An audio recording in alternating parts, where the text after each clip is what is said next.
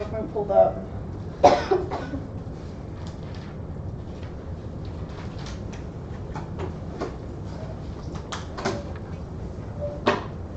Alrighty, everyone, make sure that your phones are on silent or they're turned off completely. Whenever you're ready, we're ready for you. Who in here has ever been to Walmart? Most of us, right? You probably know what I'm talking about then.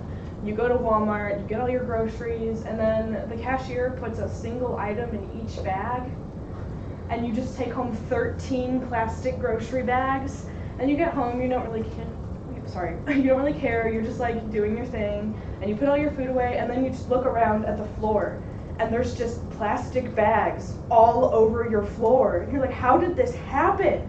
So what do? You like throw them away? No, you like bag them up and like put them in your closet and like save them for later because like maybe they'll become useful, but you don't know what you're doing with them, so you just kind of keep them there until move out day, and then you have no other alternative, so you throw them away, and then they end up in the landfill, and then they end up in the ocean, and then the ocean gets warmer because the plastic absorbs or because the water absorbs like acid from the plastic, and then the earth gets warmer, and then we all die. Cool. So how do we like keep this from happening? Next slide, please. I'm sure you all know what I'm talking about. I know I'm guilty of this. Even this morning I went to Walmart and the same thing happened. I'm sorry. But those plastic bags will literally be on this earth for maybe 1,000 years, like longer than any of us will be here at all. The plastics will end up infecting the food supply of the sea creatures, ruining the ocean quality, and ultimately ruining the ecosystems for our planet. To stop it on a small scale, you can buy a reusable bag and just like stop using the plastic bags at Walmart. But even if you personally buy a reusable bag, like for every bag you don't use, hundreds of other people will come in and do the same thing you've been doing from the beginning, like since you got here and went to Walmart. So then the companies will keep making the plastic bags, and then people will keep using them, and it's this endless cycle of a ton of useless plastic ending up in the ocean. But if every single person decided to stop using plastic bags, then the businesses who make them would have to either find other alternatives or go out of business, and then there would be less plastic in the ocean. It's not very realistic, but it's ideal. I believe that if everyone stopped using single-use plastics, there would be less pollution, and then climate change might slow down enough that we would be able to reverse the effects to some extent. Right now, our world is being choked out by single-use plastics. Corporations definitely play a big role in that, but if we don't take personal responsibility, then nothing will be solved. On the contrary, if everyone does their part, we'll be several steps closer to slowing down and reversing the effects of climate change. Next slide, please. Before we understand how to solve a problem, it's important to know what the problem is. So what is climate change? Michael C. McCracken, in his book in 2019 about biosphere transformation, included an entire chapter on this definition. First of all, climate and weather are two very different things. Weather is what the sky is doing on like a day or over the course of a week. That includes sun, rain, wind, temperature, etc. Climate is the average weather of a certain area over a course of time, typically about 30 years or a human generation. Therefore, climate change would be any change to the climate. It's pretty self-explanatory. Next slide, please. Climate change is caused by lots of things, but primarily it's caused by greenhouse gases.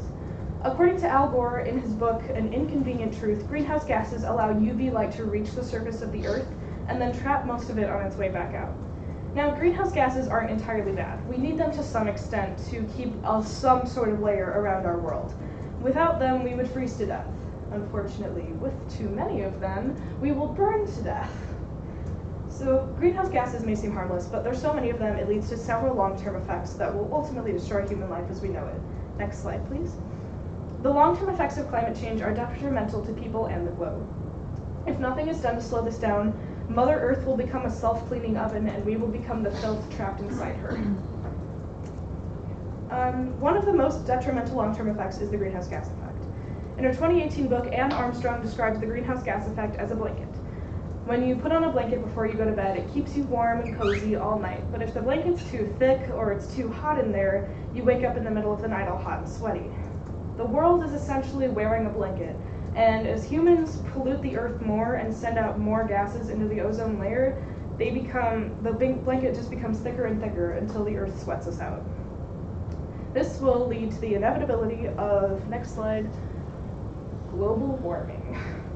Unfortunately, it's not a government hoax. Scientists have collected data of melting ice, rising sea levels, and temperature increase all over the world. According to Tim Flannery in his book, The Weather Makers, things are looking pretty bad for the future of weather and climate. Next slide.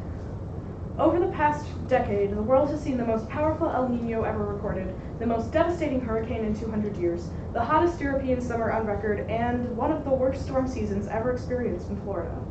Warm air is moist air, and moist air is storms. So essentially, Mother Nature will eventually grow tired of us and rain us out like we're an invasive species. Obviously, this is a problem. It would kind of suck if all of humanity were just simultaneously booted from our homes. Next slide, please. So how can we stop it? There's not a lot we can do on a personal level to stop this, unfortunately. But at least you can make sure that the problem isn't with you. Reducing your carbon footprint is what that's called. So the first step would be to stop using single-use plastics. If you stop using single-use plastics, there'll be less litter in the ocean, and it'll stop acidifying the water. And also, stop using the mentality, it's just one straw, it's just one water bottle. Think about it this way.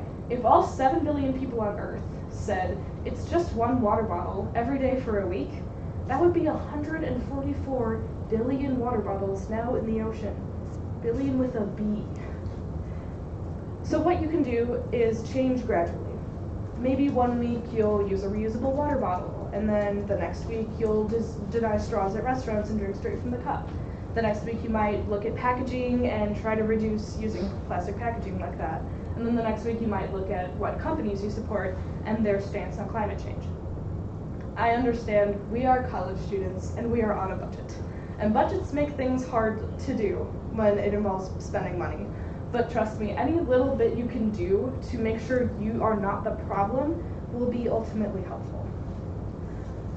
Next slide, please. Probably more importantly than a personal change is a corporational change. Corporations are putting insane amounts of plastic packaging and fossil fuels into their products and into the ocean. There is so much plastic in the ocean that 1/3 of sea creatures and 90% of seabirds have it in their system, which means any humans who ate those sea creatures also have it in their system. Reports have even shown that it's in our sea salt now, folks, which is in a lot of the food we eat. Next slide, please. Corporations like Coca-Cola are a big part of the problem. Coca-Cola produced 110 billion plastic bottles in 2016. That's 3,400 per second for a whole year. When large companies are allowed to just produce plastic like this, like it's nothing, and just put it out into the system with no repercussions whatsoever, that's where the problems lie. These are the companies we should be holding responsible for what's going on to our world, and they should be the ones we're attacking to get us to have an actual change that will be meaningful. Excuse me. Large companies looking into better methods will mean there will be less plastic in the ocean, which means there will be more time to implement better methods of solving climate change. It'll give politicians more time to come up with their green deals. It'll give us more time to, again, buy reusable water bottles and stop using the plastic ones. Eventually, scientists will be able to find out a way to take back what we've lost. Next slide, please. After all, we don't want to be the filth caught in a self-cleaning oven. In conclusion, do with this information what you will. You can ignore it, say it's false, say it doesn't affect you, even though it's literally been proven true and it does affect you very much. Or you can become part of the change. Talk to politicians and vote for the ones who care about the environment. Get local principals to implement cleaner practices. But the biggest thing you can do right now is start with you. Once you make the first steps to bettering yourself, you will set an example for others, and maybe things will finally turn around for the better. In the end, just know that whether or not you choose to ignore climate change will not ignore you. Thank you.